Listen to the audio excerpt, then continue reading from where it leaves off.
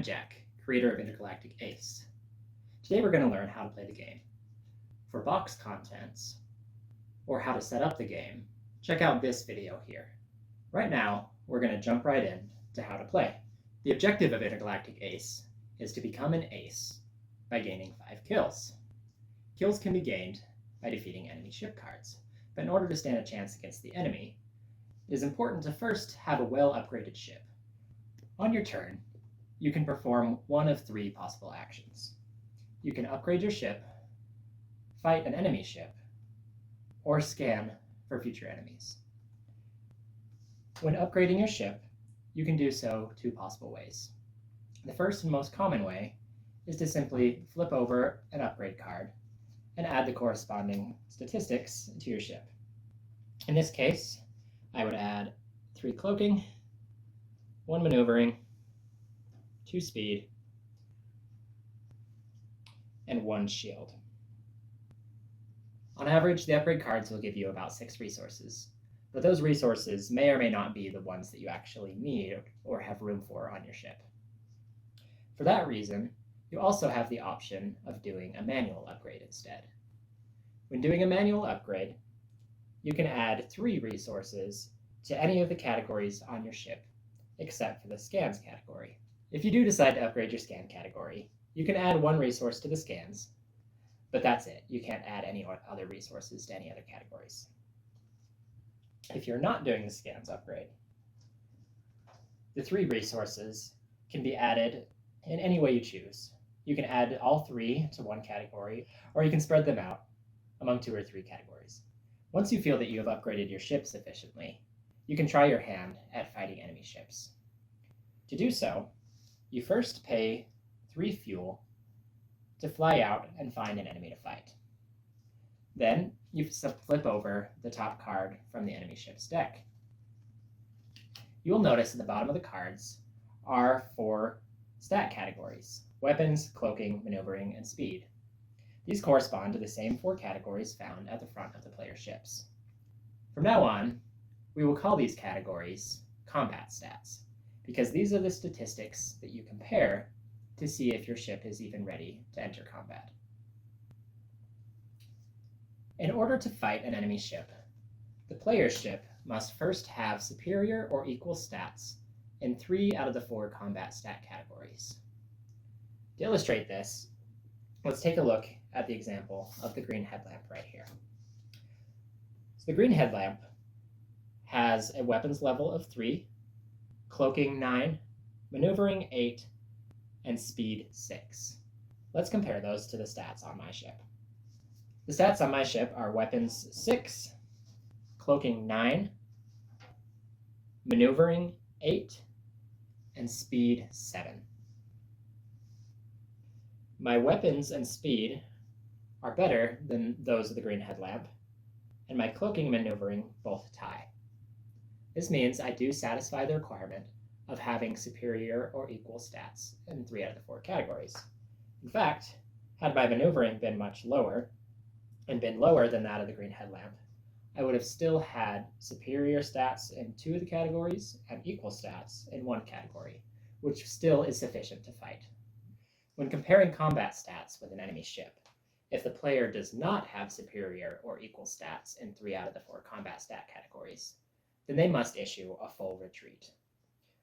In this example, I flipped over the Gravestar, which has a weapons level of 10, cloaking 6, maneuvering 6, and speed 7.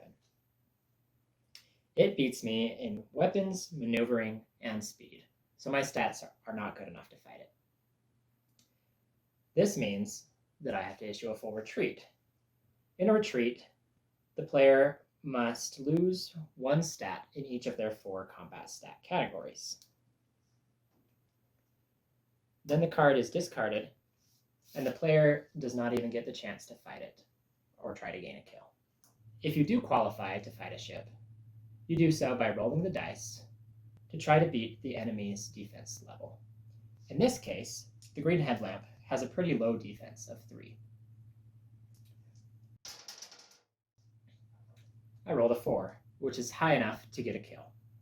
I defeat the green headlamp He goes in the discard pile, and I add a kill to my ship. Another possible scenario would have been that I rolled a 3 and tied. In the case of the tie, nothing happens.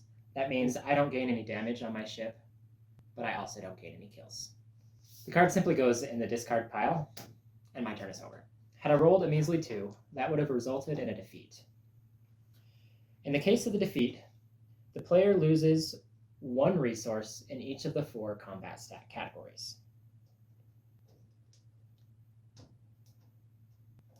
Additionally, the player loses 5 shields. In this case, I still have 2 shields. But let's say I only had 4 shields to begin with. Then after losing my 5 shields, I'd be down to 0. If a player gets down to 0 in their shields, in addition to losing the combat stat categories and the shields, they also lose 1 kill from their ship, if they have any kills. No matter the results of the fight, the enemy ship always gets discarded, and the player will be out the 3 fuel that they paid to fly out into space and find an enemy in the first place. Okay. Some of the enemy cards make you lose stats no matter the outcome of the fight. This is stated in the portion of the picture just above the title of the enemy ship. So in this case, the tortoise would make me lose 2 cloaking. This would happen whether I beat the tortoise, tied, or suffered a defeat. This does not happen, however, if the player has to retreat and does not even fight the ship at all. Some of the enemy ship cards say to fight another player, like this one that says fight another player of your choice. To illustrate how this works, I asked my friends Elmo and Grogu to help me explain. I know you might be thinking that they're unfit opponents, but they actually beat me a lot more often than you'd think. In this case, let's say that I drew the fight the player of your choice. Now, when fighting another player, just like fighting the enemy cards, you must first have superior or equal stats in 3 out of the 4 combat stat categories. So if I were to try to fight Elmo, I would look at his stats and see that he has 9s in all 4 of the combat stat categories, whereas I have 7, 8, 8, 7. This means that my stats aren't good enough to fight Elmo, and that if I were to fight him, I would have to issue a full retreat. Now looking at Grogu's stats, he has 6, 7, 10, and 6. Now, I beat him in weapons, and cloaking, and speed, but I lose in maneuvering. That's okay, because I only need to win in 3 out of 4. So I can fight Grogu. And he has a kill, which is good for me, because if I win the fight, that means that I get to steal his kill. When fighting another player, their defense level is always 7. That means that when fighting another player, you have just as much of a chance of winning as you do losing. The outcomes of fighting another player differ slightly from the outcomes of fighting an enemy card. In fighting Grogu, if I beat his defense level of 7, that means that I get to steal his kill. If I tie by rolling a 7, then much like other ties, that means that nothing happens. Nobody loses anything, nobody gains anything. If I roll lower than a 7, that means I lose, and I have to give one of my kills to Grogu. In none of these scenarios does either one of us lose any of our stats. If either of the players has any kills, then the 2 players are fighting for kills. If neither player has any kills, then the players fight for shields, with the winning player taking all of his opponent's shield resources.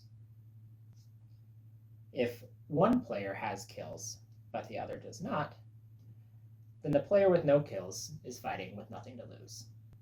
Just like when fighting any other ship, after you roll and have adjusted your board according to the results, the card gets discarded, and play moves to the next player's turn. In addition to upgrading your ship, or fighting enemy ships, you can also choose to spend your turn scanning to see what future enemies lie ahead. To do this, you pay a scan resource from your ship. Then, reveal the top 3 cards from the enemy ship's deck. and pick the one that you think you would like the most to fight. In this case, I drew Tranquility, the Pillbox, and fighting another player. My stats are good enough to fight Tranquility, and it has a pretty low defense level, so I'm going to save Tranquility for later to fight. After you pick the card to keep, discard the other two, and end your turn. When scanning, the scanning action comprises your entire turn. You cannot scan and fight in the same turn. When you have a scanned card saved, you can choose to fight it on your turn at any time by paying 3 fuel and then fighting it by rolling the dice, assuming that your combat stats are good enough, just like fighting any other ship. You can also choose to keep this card saved, but fight a random enemy ship card as your next opponent. Someone might choose to do this if they had saved a scan card with a low defense level but high combat stats, and they aren't able to fight that card yet. Or if they had saved a scan card that allows them to fight another player, but they can't fight that other player yet, or that other player doesn't have any kills to steal yet. If at any point the enemy ship draw piles or upgrade draw piles become empty, simply shuffle the discard piles, then place the new shuffled pile face up to become the new draw pile. When a player reaches 5 kills, he becomes an ace, and the last round of the game is triggered. Let's say in this case, Grogu reached his 5th kill. But he was also the first player to start the game, which is why he has the starting player token.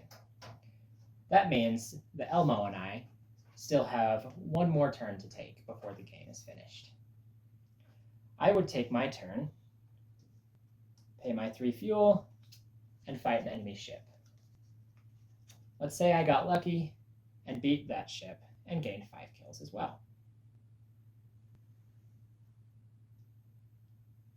Elmo, who only has 3 kills, does not have a chance of winning, no matter what he does on his last turn. Now that the game is over, both Grogu and I are aces. So who wins the game? In the case of a tie of more than one ace, the winner of the game is the player with the most remaining fuel. In this case, the winner would be Grogu with 5 fuel. If we were tied on fuel, then the winner would be the player with the most shields. In this case, Grogu again with 6 shields versus my 5. If players are still tied on kills, fuel, and shields, they are all considered winners. Now let's look at a different scenario, where instead of Grogu being the one who reached 5 kills,